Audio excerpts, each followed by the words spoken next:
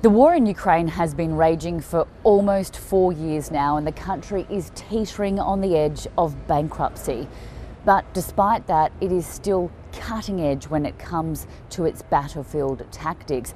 This incredible footage shows Ukraine's security service, the SBU, striking a Russian shadow ship in the Mediterranean Sea with drones some 2,000 kilometres away from the front line. But despite those military gains, Kyiv is running out of money.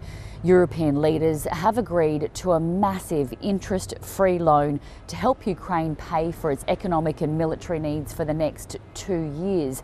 The plan had been to use frozen Russian assets to raise the capital, but Belgium, where most of the assets are held, refused to accept the deal, fearing Russian retaliation despite security assurances from other European leaders. The deal does, however, allow for the use of those frozen assets to pay down this loan. The Union reserves its right to make use of the immobilized asset to repay this loan. Our goal is not to prolong the war. In fact, today's decisions are a crucial contribution to achieve a just and lasting peace in Ukraine.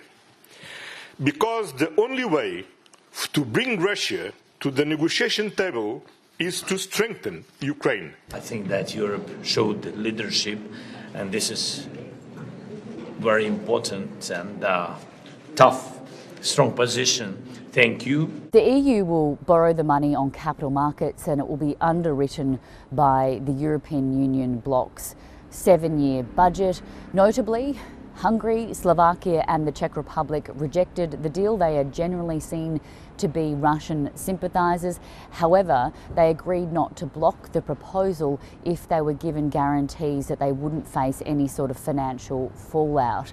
Those frozen Russian assets will remain locked until Russia pays war reparations to Ukraine, which President Volodymyr Zelensky says total more than $1 trillion. Meanwhile, his Russian counterpart Vladimir Putin was giving his end-of-year annual press conference today. It was a marathon.